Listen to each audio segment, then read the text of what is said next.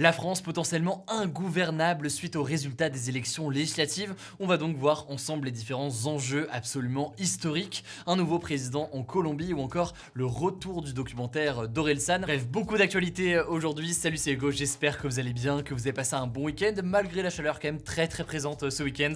On est parti donc ensemble pour une nouvelle plongée dans l'actualité en une dizaine de minutes. Et avant d'attaquer cette semaine, je le rappelle pour tous ceux qui sont pas forcément au courant ou alors qui sont nouveaux depuis quelques jours, ce format des actus du jour il est disponible sur YouTube, mais il est aussi disponible de la même façon en version podcast, donc en version audio, que ce soit sur Spotify, Apple Podcast, Deezer, etc.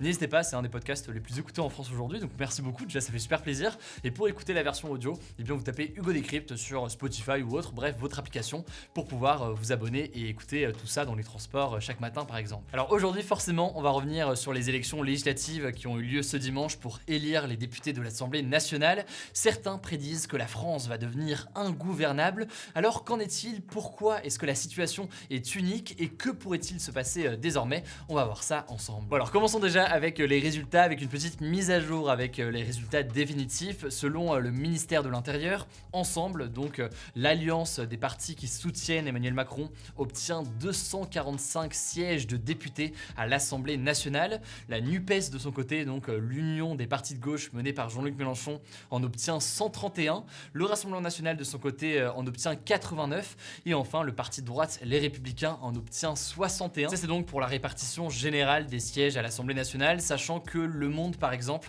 fait un décompte un petit peu différent et qu'en général, tout ça peut changer de toute façon dans les prochaines heures et les prochains jours en fonction du ralliement de certains députés indépendants à des groupes ou partis politiques. Mais dans les grandes lignes, du coup, c'est ça. Et si jamais vous voulez plus d'informations sur ces résultats, je vous renvoie à la vidéo qu'on a postée dans la nuit de dimanche à lundi. Une vidéo où je débriefe et je résume en détail ces résultats. Alors la conséquence d'un tel résultat, c'est que le camp d'Emmanuel Macron n'a pas de majorité absolue. Autrement dit, il n'y a pas plus de la moitié des députés à l'Assemblée nationale qui sont du camp d'Emmanuel Macron. Tout ça force donc le président de la République à devoir nouer des alliances qui peuvent être soit une loi après une autre, à essayer de former des alliances pour chaque loi et essayer d'avoir la majorité et faire voter ces lois, ou alors une sorte de grande alliance pour les 5 années à venir avec un parti politique et donc tous ces députés qui iraient rejoindre comme ça le gouvernement et le camp d'Emmanuel Macron pour s'assurer donc que les lois portées par le gouvernement soient bien votées à l'Assemblée nationale. Le truc c'est que aucune de ces deux options n'est vraiment facile. La première option, à faire des alliances avec les députés de gauche ou de droite selon les lois, c'est quelque chose qui peut prendre beaucoup de temps et qui n'est vraiment pas gagné. Et puis l'autre option qui est donc une alliance sur long terme avec un parti, c'est quelque chose en l'occurrence qui est beaucoup évoqué depuis hier. Certains imaginent que le camp d'Emmanuel Macron pourrait nouer une alliance avec le parti de droite, les Républicains, et leurs 61 députés. En effet, 61 députés plus les députés d'ensemble, ça ferait donc une majorité absolue pour permettre de gouverner et de faire voter les lois. Mais le truc c'est que là-dessus, le président du parti, Christian Jacob, a déjà assuré que les Républicains resteraient dans l'opposition. Autrement dit, c'est très loin d'être gagné. Pour donner un petit peu de contexte et d'histoire à tout ça d'ailleurs, il faut savoir qu'une telle situation s'est déjà arrivée une fois, notamment en 1988 en France. En fait, juste après la réélection de François Mitterrand, il manquait 15 voix aux socialistes pour avoir la majorité absolue à l'Assemblée nationale. Ils s'étaient donc appuyés à ce moment-là, soit sur les centristes, soit sur les communistes pour voter leur loi. Le truc c'est que là, il manque pas 15 députés, mais bien 3 fois plus de députés à Emmanuel Macron pour avoir cette majorité absolue qui est située à 289 sièges. Il faut donc 44 députés précisément à Emmanuel Macron pour faire voter ces lois, et donc forcément ça complique la chose. Alors quoi qu'il en soit, tout ça va remettre vraiment au cœur de l'actualité politique l'Assemblée nationale. En effet, il faut bien comprendre que ça change énormément par rapport à ce qu'on a d'habitude.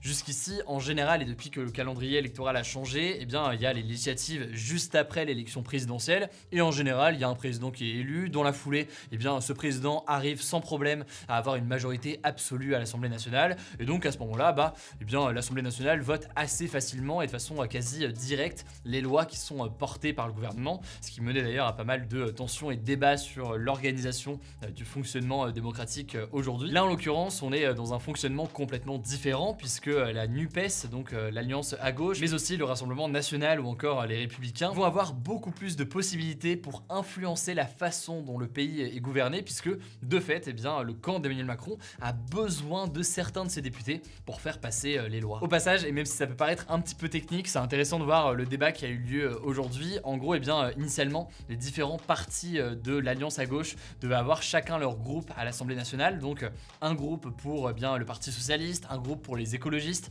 un groupe pour les communistes et un groupe pour la France insoumise. Sachant que chaque groupe comme ça pouvait avoir des pouvoirs qui lui sont propres. Suite à ça, aujourd'hui, Jean-Luc Mélenchon a proposé que tous ces partis ne forment qu'un seul et même groupe à l'Assemblée nationale pour être plus nombreux que le Rassemblement national et devenir donc officiellement la principale force d'opposition à l'Assemblée nationale au camp d'Emmanuel Macron.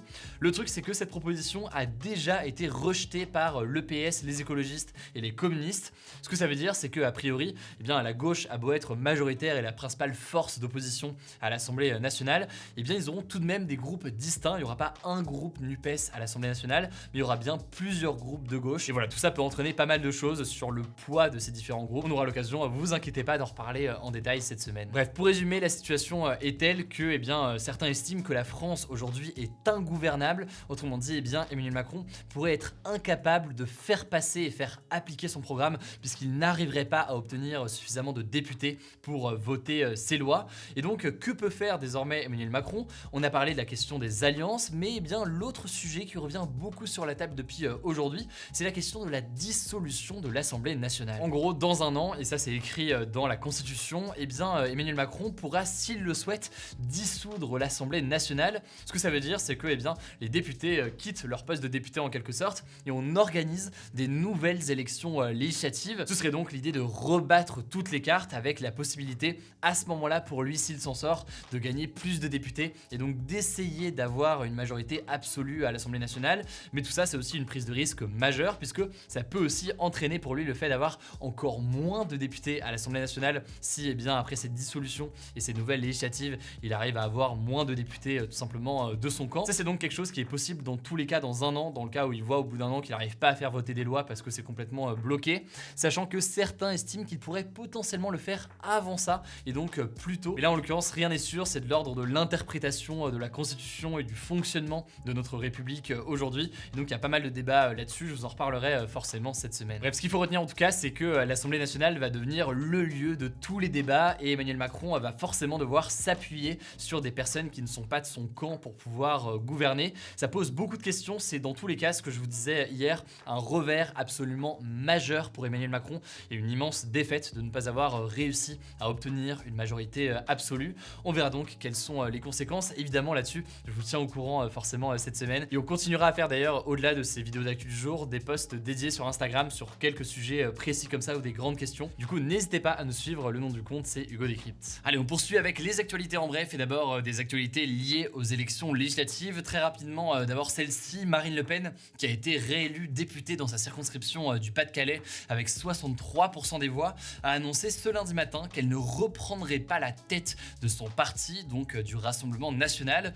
En gros, elle souhaite se consacrer pleinement à la présidence du futur groupe des députés du Rassemblement national à l'Assemblée nationale. Et c'est donc Jordan Bardella, qui est président du RN depuis le début de la campagne présidentielle de Marine Le Pen, qui reste donc en attendant à la tête du parti politique. Deuxième actualité, toujours en rapport avec les élections législatives, c'est une initiative spontanée du collectif qui s'appelle Pour un réveil écologique. En gros, dès ce lundi et pendant 3 jours, c'est 25 experts du climat, économistes ou encore spécialistes de l'environnement qui vont avoir un stand posé comme ça devant l'Assemblée nationale pour accueillir déjà les nouvelles et les nouveaux députés et surtout pour faire une sorte de formation express sur les sujets environnementaux lors de petites séances de 30 minutes. L'objectif, selon le collectif, c'est de leur transmettre, je cite, le consensus scientifique justifiant l'urgence à agir dans tous les secteurs en faveur donc du climat et de la biodiversité. Troisième actualité, désormais au-delà des élections législatives, je voulais vous tenir au courant sur l'épisode de canicule qui a frappé la France ces derniers jours et qui touche désormais plus ou moins à sa fin. En l'occurrence, il n'y a plus que 11 départements classés en vigilance orange par Météo France pour des risques de canicule ce lundi 20 juin, sachant qu'il y en avait 52 dimanche, c'est donc beaucoup moins aujourd'hui. En revanche, ce sont maintenant les orages qui sont présents puisque 32 départements ont été placés en vigilance orange en prévision d'orages violents. Des orages qu'on a pu entendre en région parisienne mais aussi beaucoup dans le sud-ouest et qui vont remonter vers le centre Val-de-Loire dans la nuit. Voilà donc pour ce petit point concernant l'évolution de la situation. Quatrième actualité désormais, toujours liée à des des sujets environnementaux et de climat, des inondations mortelles ont ravagé le nord-est de l'Inde et du Bangladesh en Asie ce week-end. En fait, au moins 59 personnes sont décédées et des dizaines de milliers de familles sont actuellement sans abri après ces inondations. Dans la ville de Sylhet, par exemple, au Bangladesh, l'armée a été appelée en renfort pour aider les habitants présents sur place et qui sont en situation de détresse, sachant qu'il n'y a plus d'électricité et que l'aéroport et la gare ont été fermés à cause de ces inondations. Bref, la situation est urgente, sachant que selon le GIEC, donc le groupe d'experts de l'Organisation des Nations Unies sur le climat, eh bien 17% de la population du Bangladesh devra être déplacée d'ici 10 ans pour des raisons liées au climat, soit des dizaines de millions de personnes à déplacer avec l'intensification notamment de ces phénomènes climatiques. C'est donc forcément un enjeu absolument majeur. Cinquième actualité, cette fois-ci on change complètement de sujet, on part en Colombie, cette fois-ci en Amérique du Sud donc. Le pays a élu son nouveau président ce dimanche soir et ce président, il s'agit de Gustavo Petro et c'est assez marquant puisqu'il s'agit du premier président de gauche de l'histoire de la Colombie, un pays qui a été marqué ces dernières années par des manifestations importantes contre les inégalités, contre la corruption ou encore pour des meilleures conditions de vie. Alors Gustavo Petro était face au candidat indépendantiste Rodolfo Hernández, un riche homme d'affaires qui a recueilli 47,31% des voix.